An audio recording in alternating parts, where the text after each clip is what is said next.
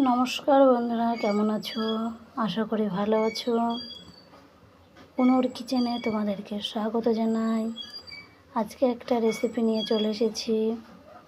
এটা কী বানাতে বলে, কচুর ডান্ডিটা আমি সিদ্ধ করে নিয়েছি, এবারে রেখে দিয়েছি।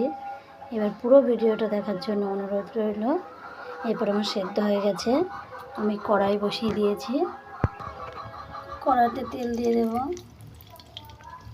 দুটো শুকনো লঙ্কা ফোড়ন দেবো, দুটো তেজপাতা, দুটো কলাইয়ের ডাল ফোড়ন দেবো। এবার আমি একটু আদা বাটা আর জিরে বাটা দিয়ে দেবো। এবার আমি সেদ্ধ রাখা কচুটা দিয়ে দেবো। লঙ্কাটা দিতে ভুলে গেছি, তাই লঙ্কাটা দিয়ে দেবো। পরিমাণ মতো হলুদ গুঁড়ো, পরিমাণ মতো লবণ।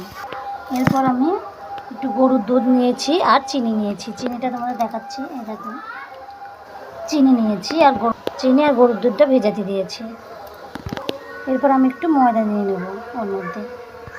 এরপর আমি কচুটার মধ্যে যে দুধ সব দিয়ে রেখেছিলাম, আমার একটু আদা বাটা ছিল, একটু আদা রসুন পেঁয়াজ বাটা আদা আর জিরে বাটা ছিল একটু, এর মধ্যে অ্যাড করে দিয়েছি। তারপর চিনি সব রকম দিয়ে দিলাম।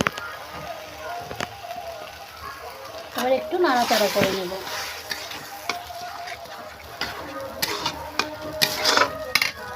এবার আমার হয়ে গেছে, নামিয়ে নেব। দেখো বন্ধুরা, আমার নামানো হয়ে গেছে। নামিয়ে ঠিক এরকম হয়েছে। পুরো ভিডিওটা দেখার জন্য থ্যাংক ইউ।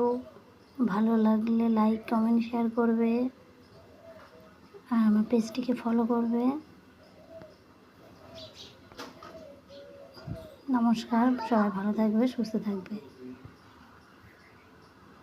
অল্প সময়ের মধ্যে রান্না হয়ে যাবে।